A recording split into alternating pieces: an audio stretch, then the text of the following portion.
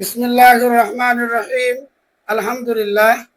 তালিম ও নাহওয়ের ক্লাসে আজ আমরা ইসমের যে একটি আলামত রয়েছে মানসুব হওয়া, এই মানসুব সম্পর্কে আলোচনা করব। মানসুবের পরিচয় আমাদের জানা দরকার, তাহলেই আমরা সহজেই মানসুব বুঝতে পারবো এবং এটা যে ইসিম সেটাও আমরা জানতে পারবো।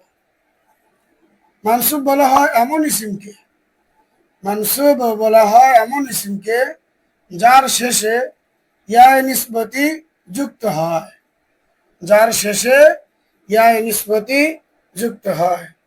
যেমন বাগদাদিউন, আসলে বাগদাদ একটি শহরের নাম, সেখানে বাগদাদ শব্দের শেষে ইয়া নিসবতি যুক্ত করা হয়েছে। বাগদাদিউন মানে আমি বাগদাদের অধিবাসী।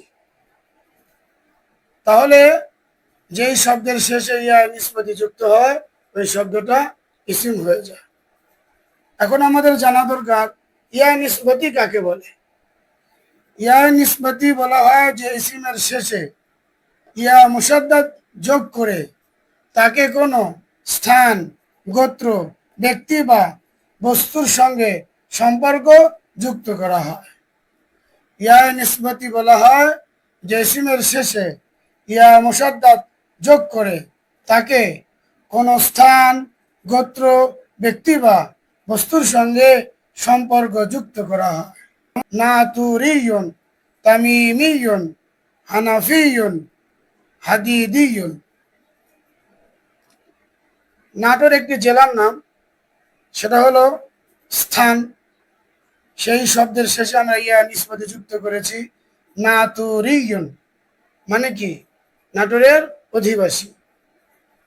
তামিম একটি গোত্রের নাম, সেখানে আমরা ইয়া নিসবতি শেষে যুক্ত করেছি।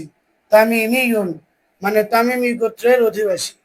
হানাফিয়ুন, এখানেও আমরা ইয়া নিসবতি যুক্ত করেছি, অর্থাৎ হানাফি মাযহাবের অনুসারী। হাদিদিয়ুন, হাদিদ মানে লোহা, এখানে আমরা ইয়া নিসবতি যুক্ত করেছি। হাদিদিয়ুন অর্থাৎ লোহা দ্বারা নির্মিত বস্তু। তাহলে নাতুরিয়ুন হলো স্থান, তামিমিয়ুন হলো গোত্র, হানাফিয়ুন হলো এখানে ব্যক্তি বোঝানোর জন্য, হাদিদিয়ুন হলো বস্তু বোঝানোর জন্য। তাহলে ইয়া নিসবতি এটা স্থানের শেষেও যুক্ত হয়, গোত্রের শেষেও যুক্ত হয়, ব্যক্তি শেষেও যুক্ত হয়, বস্তু শেষেও যুক্ত হয়। আমাদের খেয়াল করতে হবে, তখন সেটা ইসিম হয়ে যাবে। মালিকিয়ুন, শাফিঈয়ুন, হাম্বলিয়ুন, কুদুরিয়ুন, বুখারিয়ুন, তিরমিজিয়ুন ইত্যাদি। এইভাবে শব্দের শেষে ইয়া নিসবতি যুক্ত হলে ওই শব্দটা মানসুব যুক্ত হয়, তখন সেটা ইসিম হবে। এখন আমাদের জানা দরকার যে মানসুব হয়েছে এটা আমরা বুঝবো কিভাবে। মানসুব চেনার সহজ উপায় হলো যে এই শব্দের শেষে ইয়া মুসাদ্দাদ অতিরিক্ত হিসাবে আসবে এবং তার পূর্বে কাসরা থাকবে, জের থাকবে। যেমন এখানে দেখেন বাগদাদিয়ুন, ইয়া মুসাদ্দাদ অতিরিক্ত, মূল হরফের মধ্যে নয় এবং তার পূর্বে কাসরা হয়েছে। নাতুরিয়ুন, এখানে ইয়া মুসাদ্দাদ অতিরিক্ত, মূল অক্ষর নয়, তার পূর্বে কাসরা হয়েছে। তামিমিয়ুন, এখানে ইয়া মুসাদ্দাদ অতিরিক্ত, মূল অক্ষর নয়, তার পূর্বে কাসরা হয়েছে। হানাফিয়ুন, এখানেও ইয়া মুসাদ্দাদ অতিরিক্ত, মূল অক্ষর নয়, তার পূর্বে কাসরা হয়েছে। হাদিদিয়ুন, এখানে ইয়া মুসাদ্দাদ অতিরিক্ত, মূল অক্ষর নয়, তার পূর্বে কাসরা হয়েছে।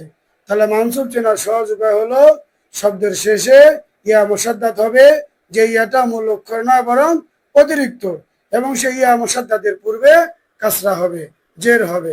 আল্লাহ তাআলা আমাদের সকলকে ইসিমের যে একটি আলামত মানসুব রয়েছে এটা সহজে চেনার তৌফিক দান করুন।